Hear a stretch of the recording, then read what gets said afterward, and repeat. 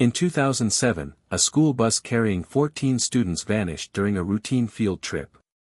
No crash, no bodies, no clues. 18 years later, one survivor finds a bracelet in a thrift store, and the truth comes crawling back. What if the bus never left? What if it never could? Before you watch, hit that subscribe button and join the ride. This is the story of the bus that didn't return. Claire hadn't been back to Delpine, Vermont, in almost 7 years. The town was exactly as she remembered, a single blinking street light at the four-way stop. Clapboard houses with paint that peeled each winter and tried again every spring, and a gas station that doubled as a diner and a bulletin board for every lost cat, bake sale, and town hall warning. Her father's house smelled like old wood and lemon floor polish, the kind of smell you only get from a life lived quietly for too long. Claire dumped her duffel by the door and found her father asleep in his recliner, one slipper off, the TV murmuring through closed captions about highway construction. He looked older, thinner, too. She pulled the blanket over him gently and went outside, needing air. That's when she saw the thrift store. It wasn't there before. Just across the road from the town's only post office was a squat building with a crooked sign, Second Chances. The kind of place run by retirees and stocked by basement. Curious, and with nothing better to do before sunset, Claire crossed the street. The bell above the door jingled with sharp cheer. Inside, dust hovered in lazy beams of fading light. A woman in her 60s stood behind the counter, humming along with a cassette tape that warbled, Hotel California. New in town? She asked, smiling without really looking. Returning, Claire replied, her voice low. I grew up here. The woman squinted. Family? Ran, her eyes widened. You're Dan Rand's girl. Claire nodded. Claire. Well, I'll be, the woman said, as if that explained everything. She returned to her humming. Claire wandered the aisles, knitted sweaters, chipped mugs, vintage toys, all the memories nobody wanted anymore. And then she saw it. In the jewelry case, nestled between tangled chains and cracked plastic rings, was a silver charm bracelet, small, delicate, with only 3 charms, a music note, a tiny dog, and the letter J. Claire's breath stopped. She knew this bracelet. It belonged to Janie Delcourt. Janie had been her best friend in 7th grade. She sat behind Claire in math, whispered during roll call, and always smelled faintly of cinnamon gum. She was funny, insecure about her teeth, and she never took that bracelet off. Except Janie hadn't come back from the trip. Neither had 13 other kids. It had been a school bus trip to Bear Hollow Preserve, one bright October morning in 2007, and the bus never returned. No crash, no wreckage, no bodies. They'd called it a tragedy, mechanical failure, possible misdirection. Search underway. But after 3 days, the headlines stopped. After a week, the school held a memorial with no photos, just a list of names. And then they never spoke of it again. Claire had been sick that day, fever, strep throat, a lucky illness. She stared at the bracelet for a long time. Where did this come from? She asked the woman behind the counter. This bracelet, it belonged to someone I knew. It was lost. Where'd you get it? The woman blinked, then glanced at the case. Came in a donation box last week, maybe. Might have been from the Parsons estate. They're cleaning out their attic. Claire opened her wallet. I'll take it. It's $5. Claire handed her a 10. The woman gave her change with the same vague smile. Back outside, Claire stood under the early evening sky, the bracelet in her palm. It was worn but intact. The music note charm had a scratch across it. The J was a little bent. She turned it over and froze. There, engraved in faint looping letters on the underside, were the initials JD. She sat in her car for nearly 20 minutes, the bracelet clutched in her fist, trying to remember everything she could about that week, about Janie, about the day the bus left and never came back. No one talked about it anymore, not online, not at reunions. And the school board had retired the bus number the following year. She still had the newspaper clippings in a folder back in Boston, buried deep in a drawer labeled Avoid. But seeing this, holding it, it wasn't avoidable anymore. This was proof. And proof meant someone had lied. Claire looked out across the road at her childhood home. Her father was probably still asleep. The town hadn't changed, but something inside her had. She reached for her phone and opened a new note: missing, October 2007, Bear Hollow field trip, 14 students, 1 teacher, no return, no crash site. Claire ran absent due to illness. Janie Delcourt was one of them. Her bracelet just turned up in a thrift store. Claire closed the note and looked at the bracelet again. Janie didn't give things away, and she sure as hell didn't come home to return a bracelet no one else could have had. The past wasn't gone. It had just been quiet, and Claire was about to make it loud.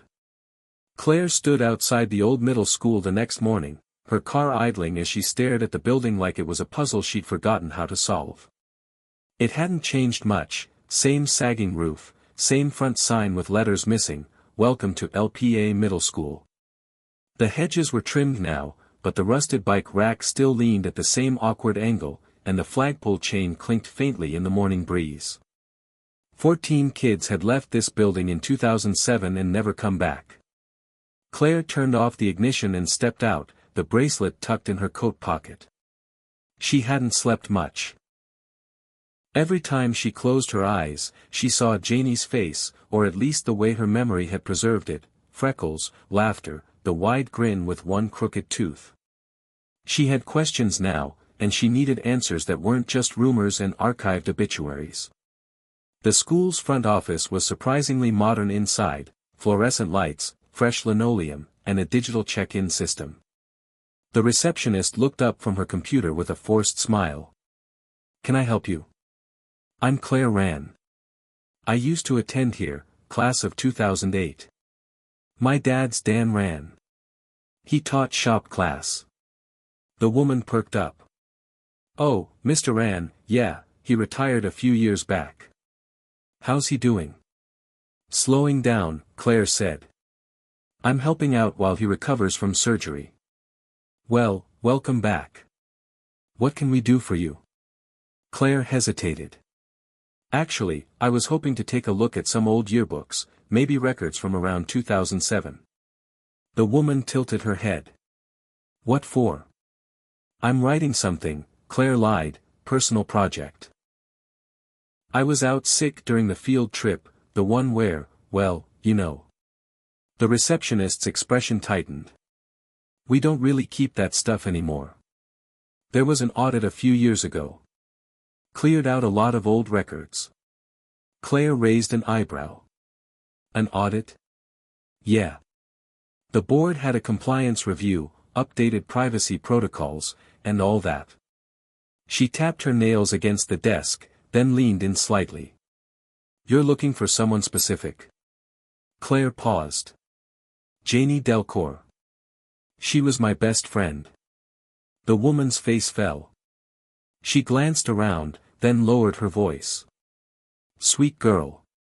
That whole thing, it was awful. We weren't even allowed to hold a real memorial in here. The board didn't want the younger kids scared." "I found something of hers," Claire said, pulling the bracelet from her coat pocket, "in a thrift store. I think it was hers." "I know it was." The woman stared at it. Yeah, she used to wear that every day. I remember the little music note." Claire nodded. "How did it end up in a donation bin?" The woman didn't answer. "Do you have any files at all?" Claire asked. "Anything from that year?" "I don't need addresses or private data, just names, lists, photos." "There's a storage cabinet in the back," the woman said slowly. "Mostly old yearbooks, a few boxes of past student directories. If you want to take a look, I can let you back there for a few minutes." Claire tried not to look too eager. That'd be amazing. Thank you. She followed the receptionist through a side door into a narrow hallway that smelled faintly of dry erase markers and cafeteria pizza. They passed a locked teacher's lounge and came to a gray metal cabinet beside a fire extinguisher. Nothing's in order, the woman warned, but you're welcome to dig. Claire opened the cabinet and crouched. Inside were dusty binders, file boxes, and yearbooks wrapped in yellowed plastic. She found the 2006 to 2007 yearbook and pulled it out, flipping quickly to the 7th grade section. There she was, Janie Delcourt, smiling, her hair in twin braids, her smile wide and unaware of what was coming. Claire stared for a moment, then reached for the student directory, a typed list of homerooms and assigned bus numbers. She flipped through the pages, eyes scanning for anything unusual. Bus 7, Bus 14, Bus 18, and there it was, Field Trip, October 12, 2007, Bus 12, Teacher, Mr. Alan Baird, Students, List redacted. The names had been blacked out, every single one. Claire felt her throat tighten. There were faint imprints beneath the redacted ink, signs the names had once been there. Someone had gone through this file by hand and censored it.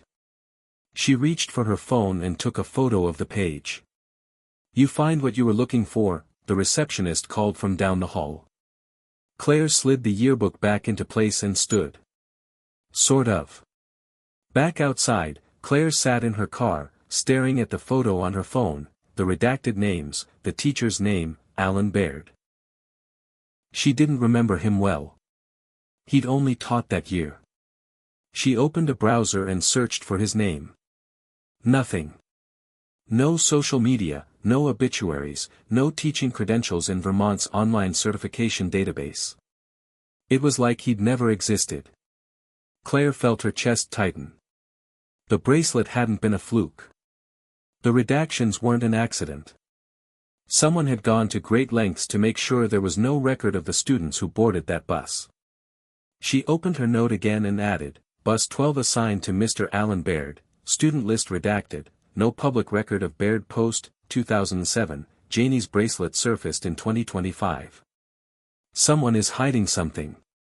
Claire looked back at the school. It wasn't just silence. It was erasure, and someone had pulled the black marker over the past on purpose. The old bus route wasn't on any modern maps. Claire discovered that the hard way after 2 hours of scrolling through archived town council PDFs and long-forgotten newsletters in the library's microfiche room. But persistence paid off, and eventually, she found a scanned flyer for the 2007 Bear Hollow field trip itinerary emailed to parents on October 10, departure 7:45 a.m., Del Pine Middle School, estimated arrival 8:30 a.m., Bear Hollow Preserve via Route 6A to Deer Path Trail. The school had said the bus likely veered off the main road. Authorities blamed poor signage and unreliable GPS in the mountains. But if that were true, Claire thought, someone should have found something, a crash site, a tire tread, something. She printed the flyer and drove to the edge of town where Route 6A began, a winding 2-lane road that cut through dense forest.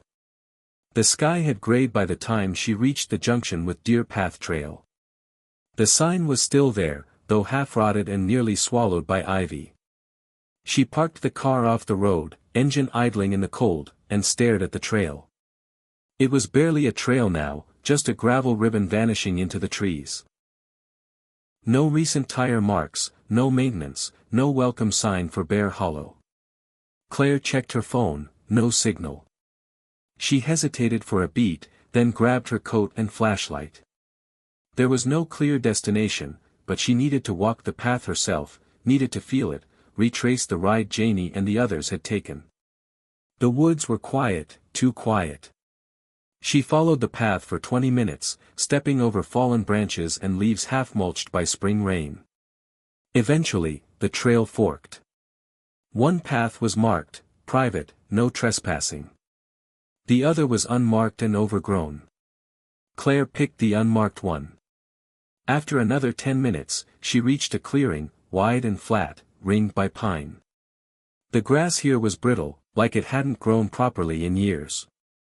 There were no benches, no welcome signs, no evidence of a preserve, just a metal pole sticking out of the ground like the neck of a broken street lamp, and something else, a concrete slab, sunken and cracked. It looked like the foundation of a building long removed. Moss grew around the edges, and something dark had stained one corner. Claire knelt. Near the base of the slab, barely visible beneath the dirt and grime, was a number carved into the concrete, BHP 27, Bear Hollow Preserve, Installation 27. She stood and took several photos, then backed away. Something about the place felt wrong, hollow, like the air itself remembered something no one else did. She turned to head back and saw the man watching her. He stood at the edge of the clearing, half hidden by a tree, middle-aged, wearing a heavy coat, a shovel in one hand. They locked eyes, and Claire froze.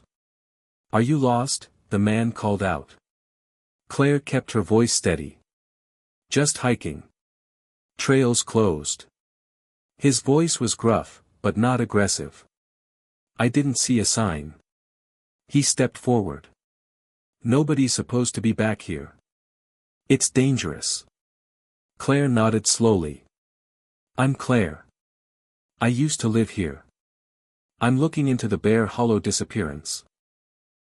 The man stopped cold. "I was sick that day," she continued. "I should have been on that bus." A long silence passed. The man's expression softened slightly.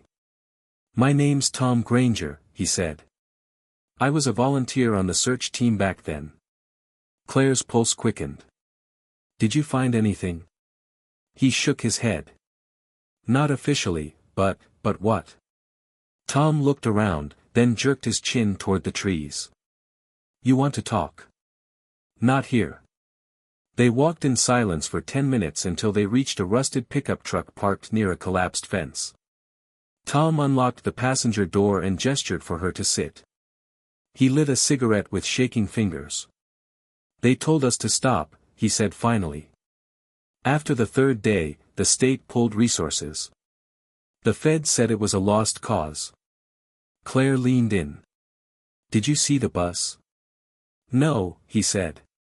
"But we saw tracks, just one set, going off the main path.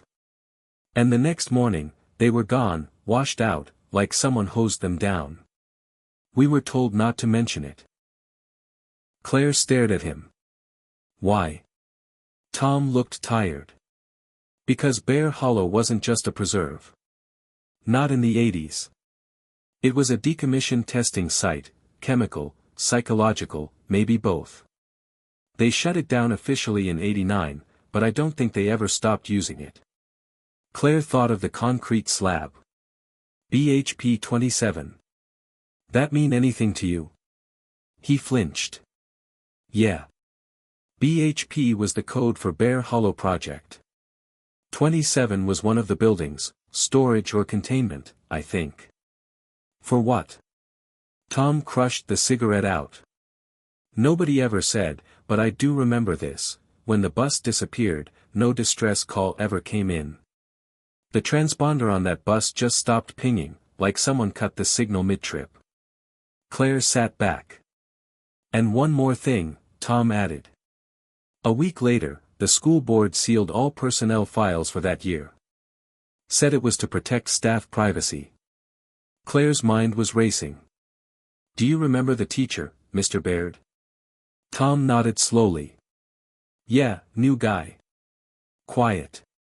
Didn't make friends. After the bus went missing, he didn't show up to the debriefing. No one ever saw him again, not even in town. Nope. Just gone." Claire pulled out her phone and showed him the photo of the redacted bus list. He nodded grimly. "Looks about right. Why hasn't anyone talked about this?" Tom looked at her, eyes heavy. "Because nobody wanted to believe it. And the ones who did, they stopped asking." Claire swallowed hard. Not her. She wasn't stopping. Claire wasn't paranoid, not really. But when the same silver pickup truck appeared behind her twice in the span of 20 minutes on Main Street, she started paying attention. She turned on to Grange Hill Road, then quickly veered off into the Delpine Library parking lot. The truck kept driving. Probably nothing, probably someone else taking the same shortcut twice, but in Delpine, that was rare. Back inside the library, the warmth and silence greeted her like a friend who didn't ask questions. The place smelled like paper and wood polish, exactly as she remembered. Claire hadn't been here since 8th grade, and even then, only once, to study for a science test Janie never got to take. The librarian was new, mid-30s, glasses, earbuds in. She barely looked up as Claire moved toward the local history section in the back. She'd come for two things: the archived town council minutes and any documentation about Bear Hollow's former use before it became a nature preserve. The archives room was small and dimly lit, filled with plastic tubs, yellowed newspapers, and fading binders. Claire found the town council records in a filing cabinet marked 1970 to 2010. She started in 2007. The October meetings, dated days after the disappearance, were missing, pages torn out. Her heart skipped.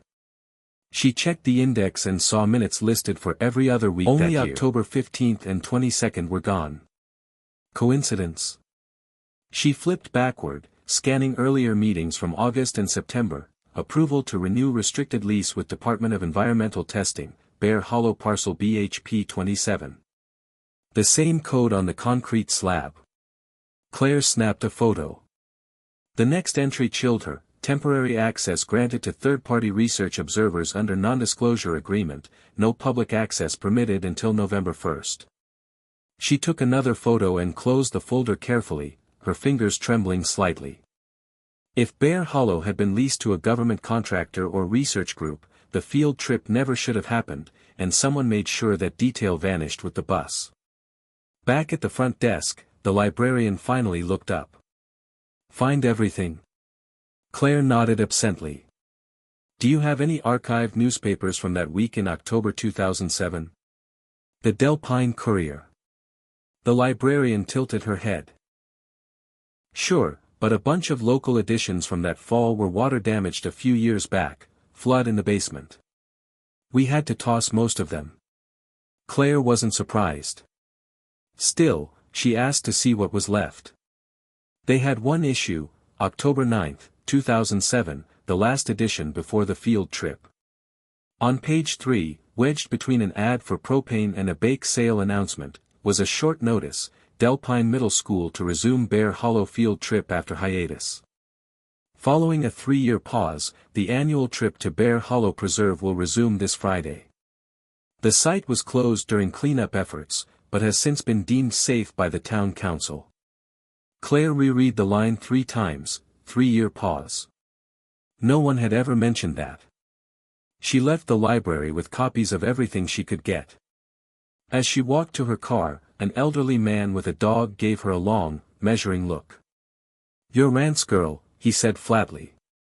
Claire stopped. "Excuse me?" "Dan Rance's daughter, Claire." "You're the one digging up the old ghosts." His tone wasn't friendly. "Just trying to understand what happened," she said. "You don't need to," the man muttered. "Nothing's going to change. You stir it up, all you do is wake the wrong people." He turned and walked off, dog in tow. Claire stood there a moment longer, heart hammering. Back at her dad's house, she brewed coffee and spread everything across the kitchen table: the photos from the town records, the council minutes, the concrete slab, and the article. She pulled out her notebook. Investigation log: BHP 27 was leased to an unnamed entity weeks before the field trip. October town council minutes are missing. Bear Hollow had been closed for 3 years before the 2007 trip. School board didn't disclose this to parents. Mr. Baird disappeared after the trip. Janie's bracelet surfaced in a thrift store in 2025. She circled one word: why. Her phone buzzed. A message from an unknown number: "You're asking dangerous questions. Let it go." Claire's fingers went cold. She stared at the message, then looked up at her father's old metal filing cabinet in the hallway. He had worked at the school. He'd taught shop there for over a decade. He might not have known what happened, but he knew the staff. She got up and opened the cabinet. Most of it was old receipts, lesson plans, broken mechanical pencils, and worn photos. But near the bottom, she found a folder labeled Personnel 2007. Inside was a list of staff assignments by department. She flipped through until she found Alan Baird, interim science teacher, hired September 2007, terminated October 2007. No forwarding address, no resignation letter, just a stamp, file closed. Do not pursue. Claire stared at it for a long time, then pulled out her phone. She opened her search engine, Alan Baird, Vermont teaching license, no results. Alan Baird, missing persons 2007, nothing. Alan Baird, Bear Hollow, Delpine, one result, a cached forum post on a now-defunct message board. I saw a guy matching his photo outside Bear Hollow in '08. Looked messed up, like he hadn't slept in weeks. When I asked if he needed help, he just said, "They're not gone. They're underneath." Claire clicked the thread, page not found. Claire wasn't sure if she expected the Department of Transportation to actually return her call, but at 9:42 a.m. the next morning, her phone lit up with an unfamiliar Vermont government number. She took a breath, answered. "This is Claire." "Hi, this is Drew Langley from Vermont State DOT. You left a message asking about school bus GPS records from 2007. That's right. Specifically, Bus 12 from Delpine Middle School, October 12, 2007. Langley cleared his throat. Those records aren't exactly easy to find. That system was pretty new back then. Not all buses had it yet. Claire hesitated. Did Bus 12 have it? According to our archived inventory, yes. That fleet was upgraded in 2006. Bus 12 had a basic transponder. It pinged location data every 5 minutes. Claire's pulse quickened. Is there still data from that day? Langley paused. That's the weird part.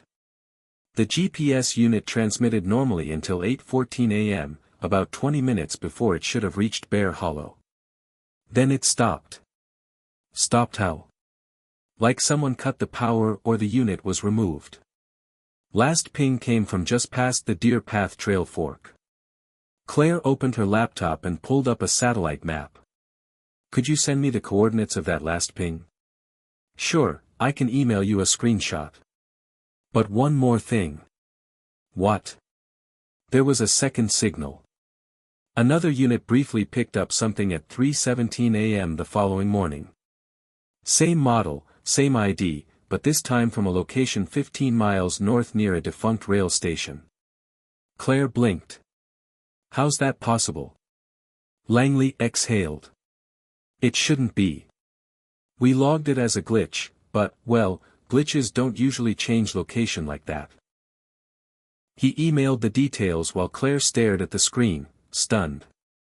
2 pings, one where the bus should have gone missing, the second, hours later, nowhere near the route. She clicked the file. The final coordinates resolved into a grainy satellite image, a rail yard long since overtaken by trees, with a narrow access road and a rusted shed still visible from above. Claire searched the address, no street view, no local references. The only mention was from a 1981 zoning permit granting rail companies access for emergency depot functions. Emergency depot or a transfer point? She stared at the image, trees, shadows, forgotten space. If the GPS unit was reactivated there, even briefly, it might mean the bus wasn't destroyed. It had been moved, and someone had tried to make it disappear.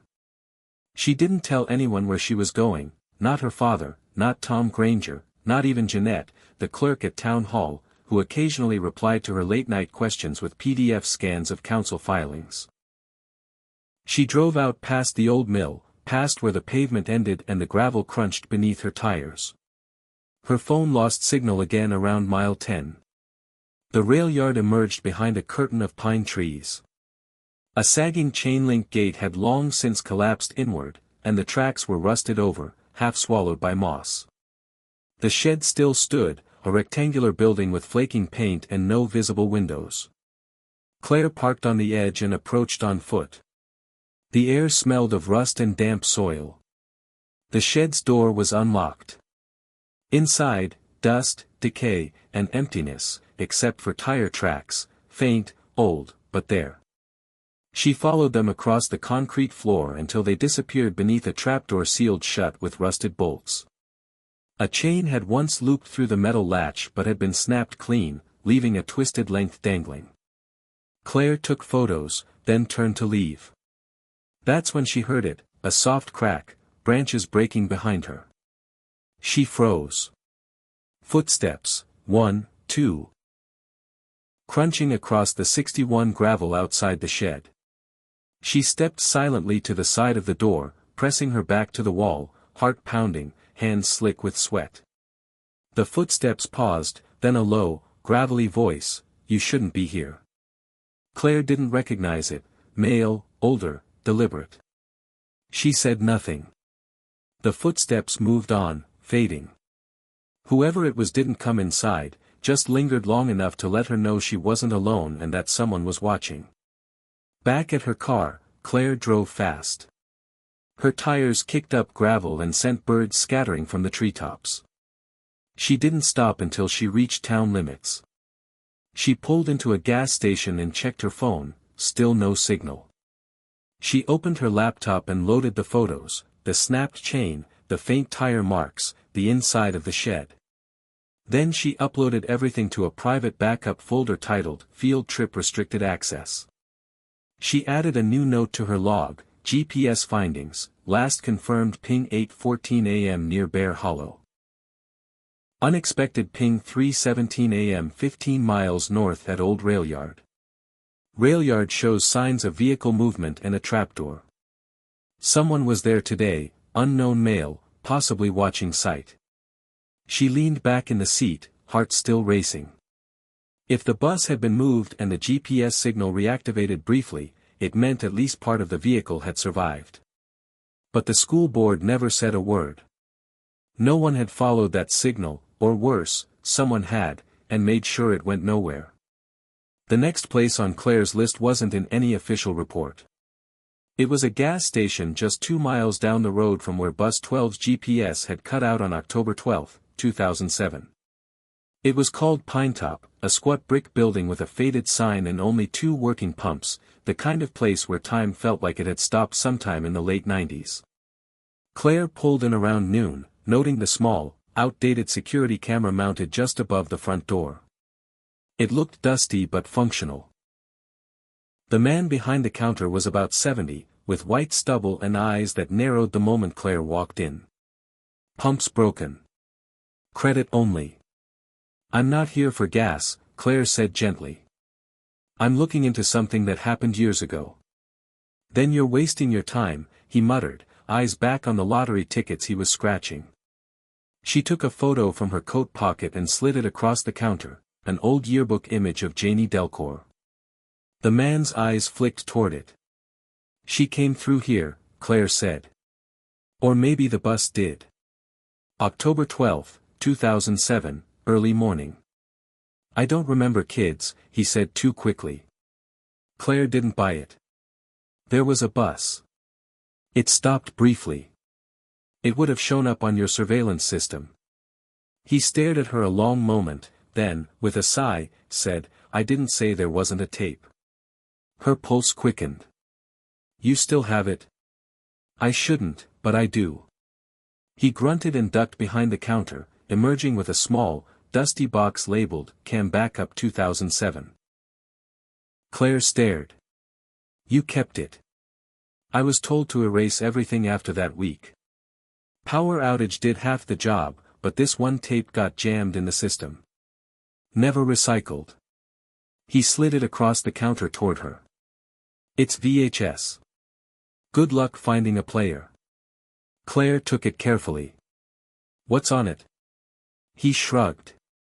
A school bus pulling into the lot around 8:10 a.m. Driver gets out, checks the hood, doesn't go inside, stays parked 5 minutes, then leaves the wrong way. The wrong way. Not toward the preserve, toward the back road, the one they were supposed to avoid. Claire's heart hammered. Do you know who the driver was? Didn't recognize him, but he was wearing the wrong jacket. Not Delpine school colors. Looked like a windbreaker, plain black. What happened when you told someone? I didn't. He met her eyes. Because a man came in the next day. Said he was with the school board, asked about tapes, told me not to share them. I didn't like how calm he was. You didn't turn it in. He nodded at the tape. That is me turning it in. Claire left Pinetop with the VHS clutched tightly, heart pounding like it would crack her ribs. She drove straight to the only person she knew who might have a working VHS player, Margaret Harker, her father's former colleague, a retired teacher who had taught at Delpine during the 2007 incident. Claire hadn't spoken to her in years, but she remembered that Margaret had been one of the only teachers who publicly questioned the school board's official story. Claire rang the bell on her cottage door. Margaret answered, wearing a cardigan and holding a mug of tea. Claire ran, she said flatly. Took you long enough. I found something, Claire said. I need your help. Margaret's living room was a time capsule, shelves of annotated classics, cross-stitched wall hangings, and a cabinet filled with obsolete media players. You still use VHS? Claire asked. Margaret raised an eyebrow. The classics don't stream. They sat on the worn couch. The old TV buzzed to life, and Margaret inserted the tape. The footage was grainy but clear enough. A yellow bus pulled into frame, parking crookedly by the pumps. That's it, Claire whispered.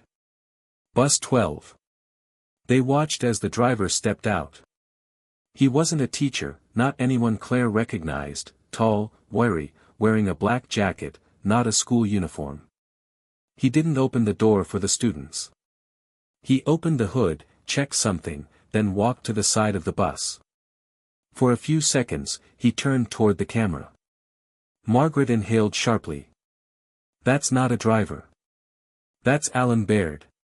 Claire turned. You're sure? I remember that face. He wasn't supposed to drive that day. He wasn't certified. He was just a temp hire. He taught science, barely. On the tape, Baird climbed back into the driver's seat. The bus reversed out, not toward the preserve, but toward the side access road. Claire paused the tape. This changes everything, she whispered. He didn't just vanish. He took them. Claire's investigation log, updated, Bus 12 was last seen on Pinetop footage at 8:10 a.m. Alan Baird was driving, not a certified bus driver. Wore unmarked clothing, no school ID visible. Bus diverted from assigned route toward unmonitored back roads. School board rep told station owner to erase the footage. Tape was secretly preserved. Baird was complicit. Claire stood from the couch, heart racing. Margaret sipped her tea slowly. What are you going to do with this? Everything, Claire said. I'm going to find out where that road leads and what it leads to. The one visible in the VHS tape didn't appear on modern GPS. Claire had to overlay 2006 county zoning maps with a faded copy of the original Bear Hollow Trail guide to trace it.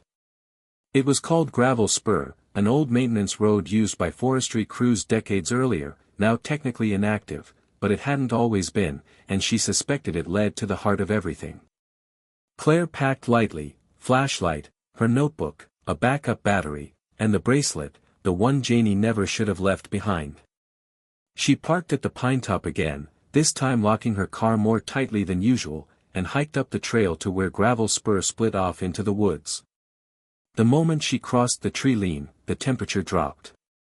Branches curled low overhead, turning daylight into a dull gray haze. There were no tire marks, no signs of recent foot traffic, but the path was still there, beaten down by time, not completely reclaimed. Claire walked for nearly an hour. She passed a collapsed gate, then a rusted sign bent sideways, property of U.S. Environmental Testing, no entry, the Bear Hollow Project. She stepped beyond the sign. That's when she saw the structure, half buried in moss and earth. Concrete walls jutted up from the forest floor like the ribcage of a dead animal. The entrance was a narrow stairwell, its door long gone, painted on the frame in cracked red, BHP 27. Claire descended slowly, flashlight in hand. The air grew colder, thicker. Every step echoed in the narrow stairwell, swallowed by silence. At the bottom was a metal hallway, narrow, with peeling paint and exposed pipes. She was in the remains of the Bear Hollow facility. She passed faded signs, interview room, storage, medical observation chamber. Then she found the room. It had no label. The door was ajar. Inside, the floor was stained. A child-sized chair was bolted to the ground, with a broken strap hanging from one side. A viewing window was cracked and fogged with mildew. In the corner, a chalkboard still clung to the wall, with 3 words faintly visible beneath smudges. She said, "Wait." Claire swallowed hard. On the floor was something small and metal. She crouched and picked it up, a charm, a music note, just like the one on Janie's bracelet. She checked her pocket. Janie's bracelet was intact. This was a second one. Her mind reeled. Had Janie ever even left this place? She stumbled back, heart hammering, and nearly screamed as her flashlight flickered, then cut out completely. Total blackness. She fumbled for her phone and switched on the flashlight app. It barely cut through the dark, but enough to see the wall ahead of her. There were names scratched into the paint, dozens, some legible, some not: Natalie B. J. Delcourt, Thomas K. Mendez. No one leaves. Not really. They listen. They wait underneath. Claire backed away. The flashlight flickered again. Something was wrong with the air, too heavy, too still. She turned to leave. A sound stopped her. Faint, metallic, like chains shifting on concrete. Not imagination, not memory. Something else was down there. She ran. Claire didn't stop until she reached her car. Her clothes were damp with sweat, her hands shaking too hard to fit the key into the ignition on the first try. She finally turned the engine over and sped down the road, gravel spraying behind her. Once she was back in town, she parked in front of the diner and just sat there, breathing. She pulled out the charm. It was scratched, burnt along one edge, not fresh, not recent, but not ancient either. Someone had been there recently, someone who still remembered Janie or wanted her to be remembered. She opened her notebook and wrote in block letters across a clean page, BHP 27, field notes, underground facility still intact. Interview chambers exist. Restraint chair present. Names carved into wall, possibly other students. Music note charm found, not the same as Janie's bracelet. Chalkboard message, she said, "Wait." Chains heard, no explanation. Then she circled one name, J. Delcourt. Janie had made it there. But had she ever left? Claire couldn't shake the sound, chains on concrete. It looped in her mind like a haunted echo. She tried to rationalize it, maybe something shifting overhead or the building settling. But deep down, she didn't believe that. It felt personal, too precise. The name scratched into the wall, J. Delcourt, had confirmed what her gut already knew: Janie had never left Bear Hollow. Claire needed a second opinion, someone who had been there, someone who had seen something before the silence set in. She remembered a name that had come up in one of her dad's old files, Ray Alvarez, a substitute bus driver who had filled in occasionally during the 2007 to 2008 school year. There had been a sticky note on his personnel record: reassigned, no further use after B12 incident, paid out. No one paid out substitutes. She tracked him down through a mutual friend of her dad's, a retired mechanic named Pete, who still played poker on Thursdays with Ray from Depot 3. It only took one phone call. Claire drove an hour north to a trailer park near Rutland, where Ray now lived. His porch sagged, and a wind chime made from spoons clinked lazily in the afternoon breeze. He opened the door, shirtless, eyes blurry but alert. "You're Rance kid?" "I am," Claire said. "Claire." He nodded, motioning her inside without a word. The trailer was cramped but clean, old furniture, a TV with aluminum foil on the antenna, and a plastic tub full of crossword puzzle books.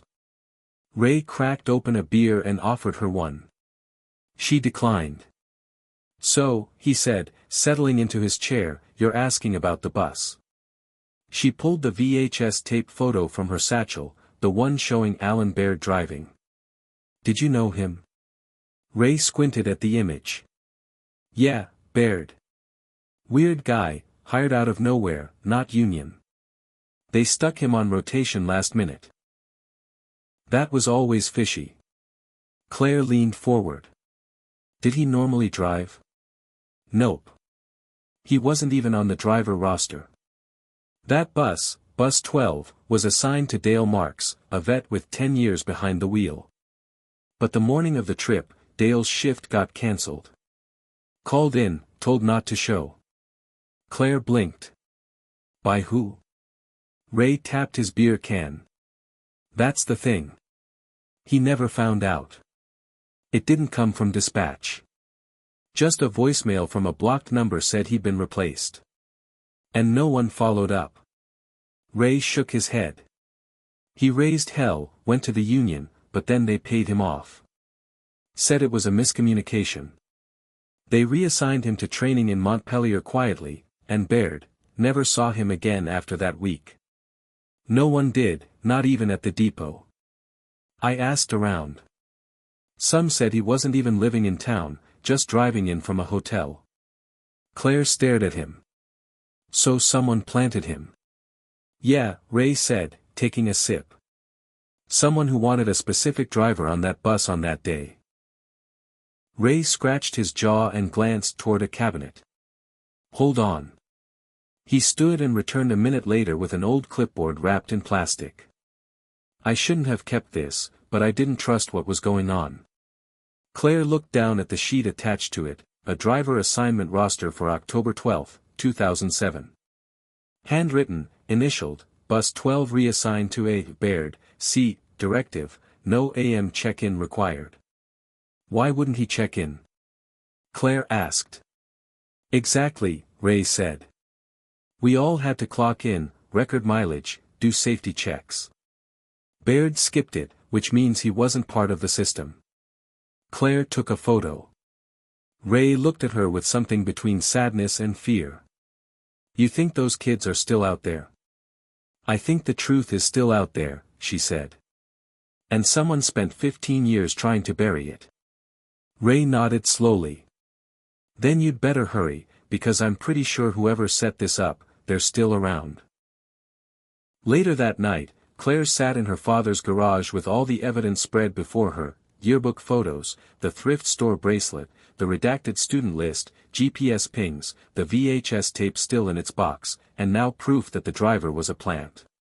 She wrote across a clean page in her notebook: "Driver evidence, Bus 12, originally assigned to Dale Marks. Dale was removed via anonymous call. Alan Baird assigned with no check-in record. Baird's address, employment not verifiable. Sub-driver Ray Alvarez confirmed system was bypassed.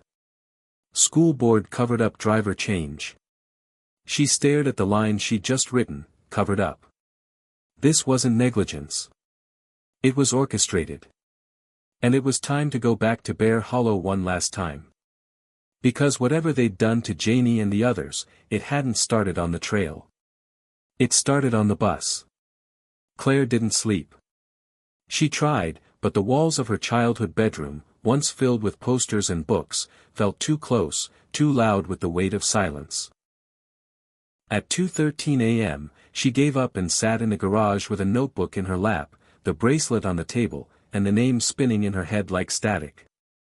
There were 14 of them, 14 kids, and 1 teacher, if that's what Alan Baird had really been. She had their names. She had photos. She had a VHS tape showing the bus turning off the assigned route. But what she didn't have, what she still needed, was a direct link to whoever had orchestrated it, someone powerful enough to shut down the investigation, bury the personnel files, and erase entire records. She stared at the school board letterhead she'd scanned earlier that week, Mornington Educational Trust. And one name stood out, E. Rutherford. She'd signed every file closure order from 2007 to 2010. Her name was on the audit that erased the student list, and her address had been redacted in the town's public registry, but old printed directories, those couldn't be edited retroactively. Claire drove to the Mornington Library as the sun was just cresting over the trees. It opened at 8 o'clock. She was on the steps at 7:59, bouncing her foot impatiently. The reference librarian, Jeanette, 40-something, blurry-eyed, coffee in hand, was startled but not unfriendly.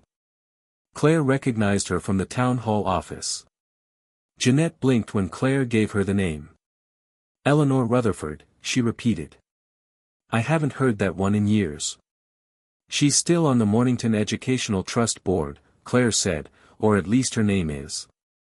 She doesn't attend meetings. Everything's remote now. But yes, she's still around. Has a private estate on Woodpine Lane near the reservoir. Can I see her old listings? Jeanette raised an eyebrow. You doing a school project? Something like that. After a few minutes, she returned with a 2006 town register. Claire scanned the page and found it, Rutherford, Eleanor M., 48, Woodpine Lane, retired psychologist, former school administrator, psychologist. Claire jotted it down. Did she ever work with students, she asked. Jeanette nodded. Counseled kids back in the 80s, then moved into board oversight. Always behind the scenes, quiet.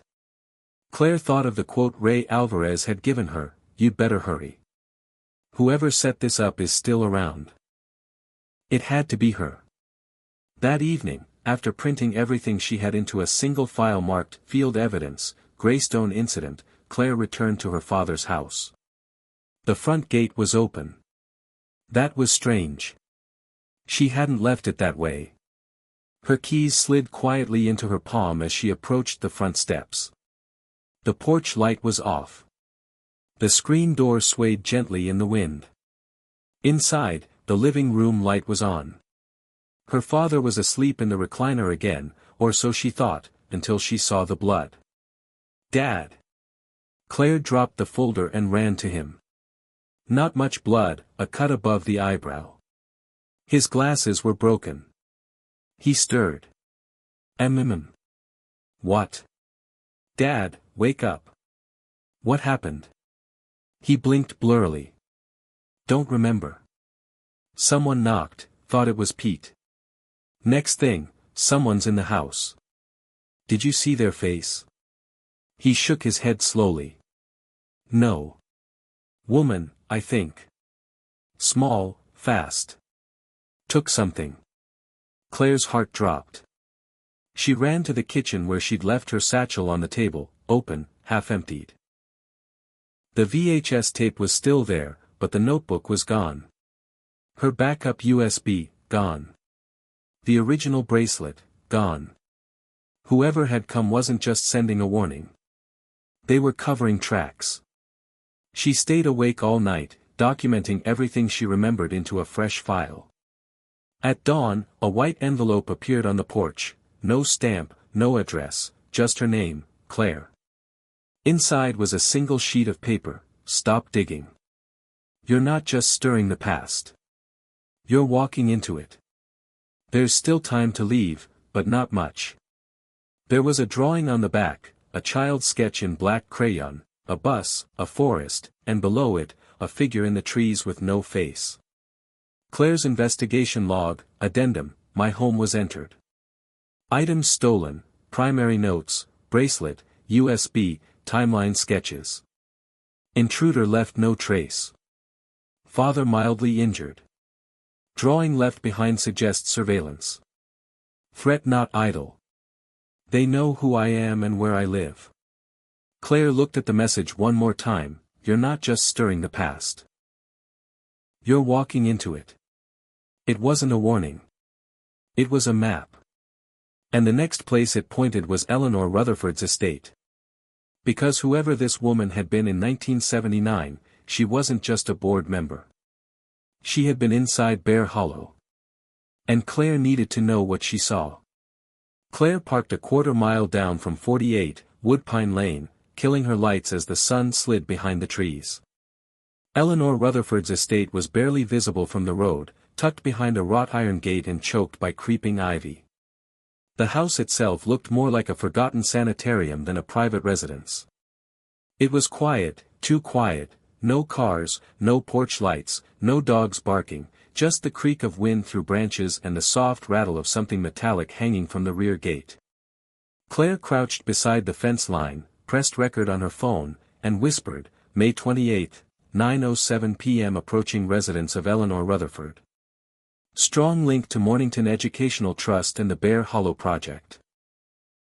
Unknown risk level. She found a gap in the fence where rust had eaten through the links and slipped inside. The house loomed above her, tall and narrow, its siding cracked like dried skin. Every instinct screamed for her to turn around, but she didn't. She was too far in now, too close. She crossed the gravel quietly, avoiding the front door, and made for the side entrance, a sunroom with shattered panes and a door propped open with a stone. Inside, the air was stale, almost chemical. Claire swept her light across the room, stacks of paperwork, medical files, half-burned photographs. A faint hum buzzed from somewhere deeper in the house, mechanical and low. She passed into the main hallway, and the smell hit her, disinfectant and something metallic underneath. She stepped into what once must have been a sitting room. But this wasn't just a home. It was an archive, folders, cassette tapes, black and white photos pinned to corkboards. The wall was covered in sketches, some drawn with precision, some with the manic swirl of a disturbed hand, children's names, drawings of the bus, dates, times, scribbled numbers, and one word repeated over and over, underneath. Claire approached the central desk. An old reel-to-reel tape recorder sat at its center, still functional, labeled Session 47, BHP/JD. She pressed play. A girl's voice crackled through the machine, small, afraid, familiar. I don't want to go back in the room. Please, I told you everything. A second voice, calm, female, clinical, what did you hear last time, Janie? Silence.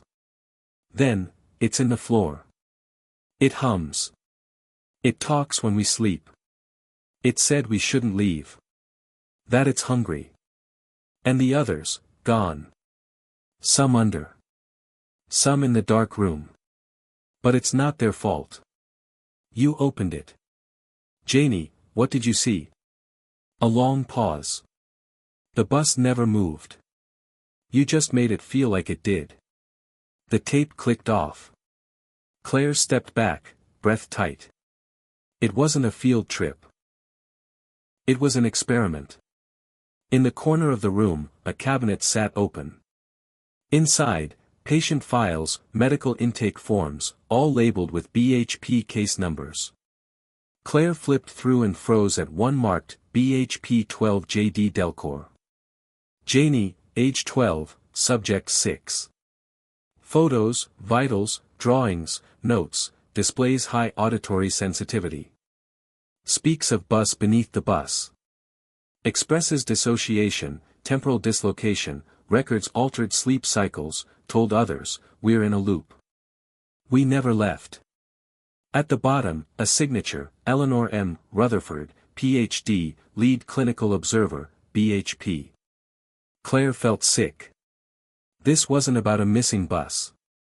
This was a psychological field test conducted on children, on Janie. And Baird hadn't been a teacher. He'd been a handler. Then a sound upstairs, a floorboard creaked.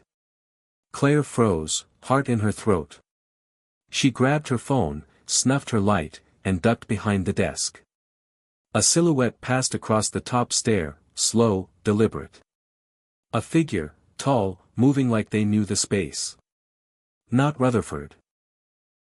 Too big. She waited, breath shallow.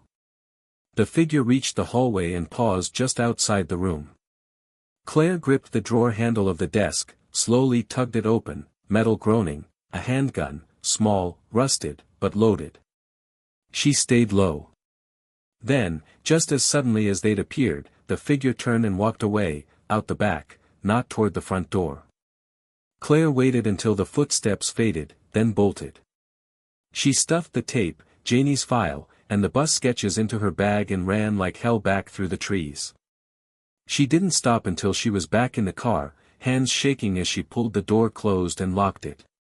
She dumped the stolen evidence onto the passenger seat, the tape, the patient file, the photos.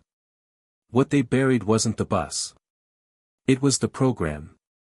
And it wasn't the first time they'd done it. She flipped to the back of Janie's file. One last note, cycle complete. Recommendation, silent site. Reassign assets. Terminate. Baird. Claire stared at the last word, terminate. Alan Baird had never disappeared. He'd been erased, just like the others, just like Janie. Unless she'd found a way to leave something behind, a clue, a warning, a voice.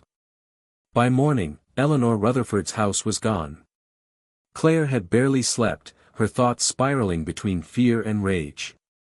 She'd backed up every scan, every audio file, and every document she'd stolen the night before. She was about to make her first call to a journalist she trusted in Boston when the alert pinged on her phone. Breaking: house fire destroys historic woodpine property near Mornington Reservoir. She clicked the link. Authorities have not released the name of the deceased, but neighbors confirmed the property belonged to Eleanor Rutherford, a reclusive former school administrator. The fire, which began shortly after 4 a.m., consumed the home completely. Investigators are currently assessing the cause but have not ruled out arson. Claire sat in silence, the phone trembling in her hand. It wasn't an accident. Someone knew she had been there. Someone knew what was left inside that house. She called the fire department, posed as a graduate student studying historical architecture.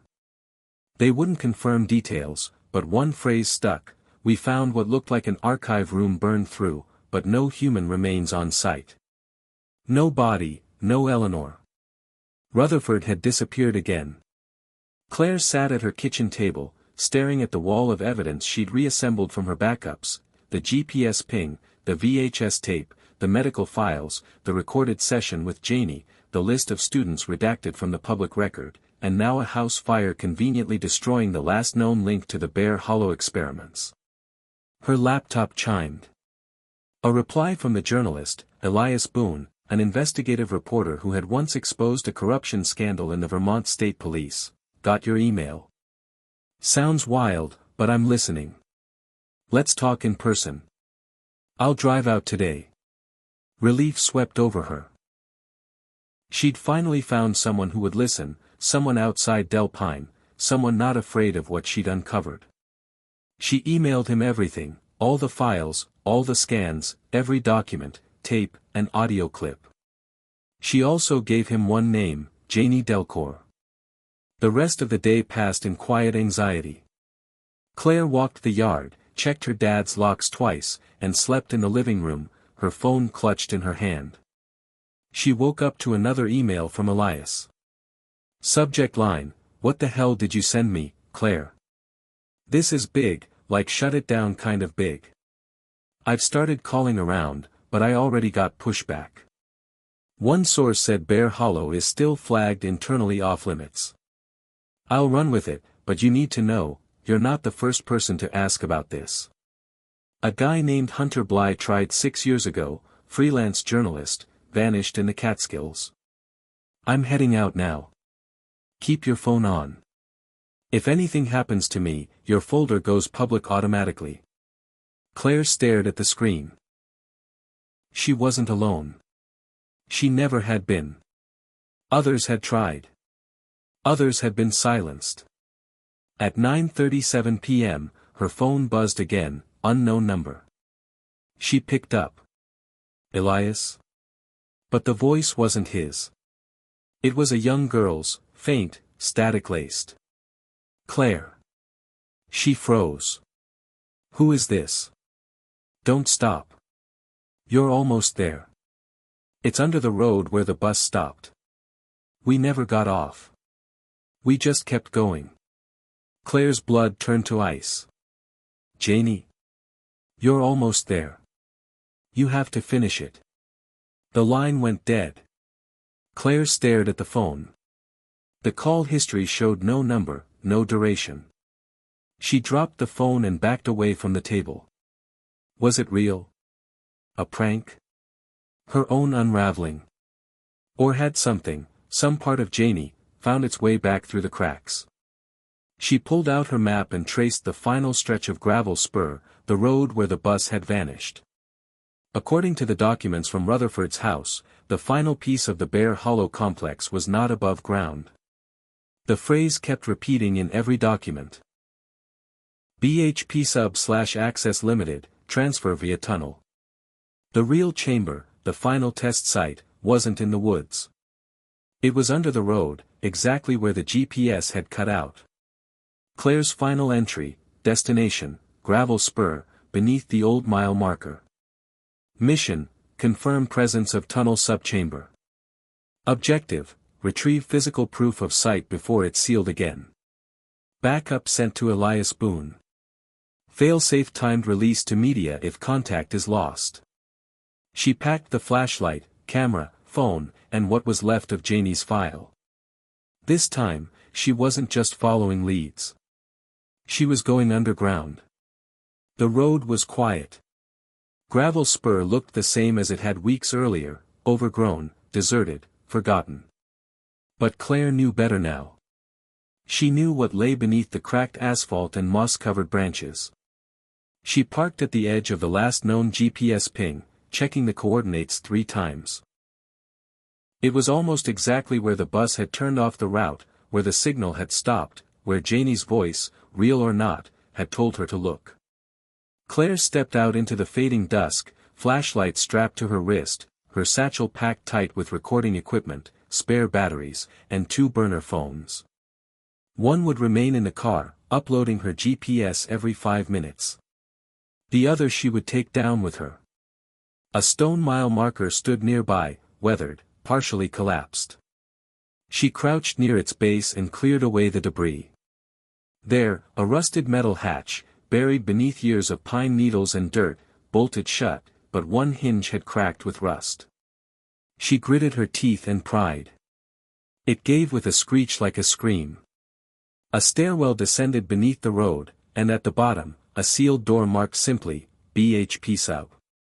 It was the airless dark, colder than before, deeper. Her flashlight flickered as she moved through corridors untouched by time, past metal bunkers and long-forgotten electrical boxes. Wires hung like vines. Mold grew in jagged lines across the ceiling. She passed a door marked, Observation Room B, another, Sleep Study 3. And then she saw it, the bus, parked in the center of a massive underground chamber, intact, covered in dust. Its windows were blacked out, as if it had never seen sunlight. Claire approached slowly, each step echoing. She circled the vehicle, hand trembling as she touched the rusted handle. The door creaked open. Inside, seats still stood, some slashed open, others wet with mildew, and on each seat, a name tag, handwritten in faded marker, Natalie B., Eric T., K. Mendez, J. Delcourt.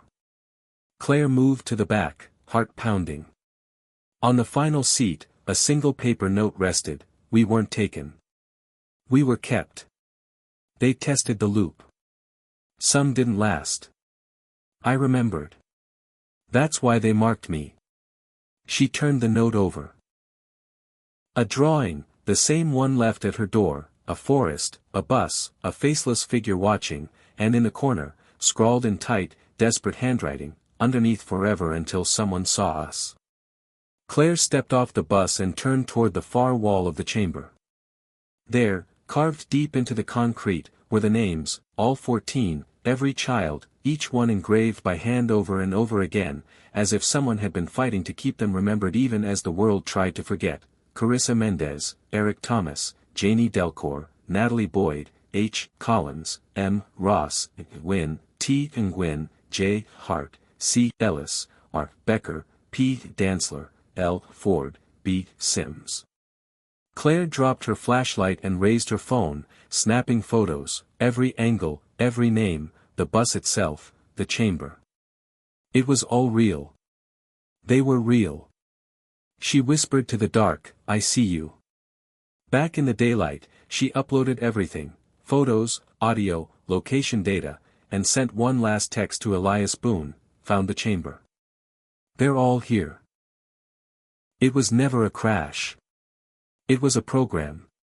BHP. Sharing files now. Going to press. But the text never sent. No signal. And when she turned around, a man was standing by her car, dressed in black, face expressionless. She froze. He didn't speak, just raised a phone of his own and typed. Claire's phone buzzed.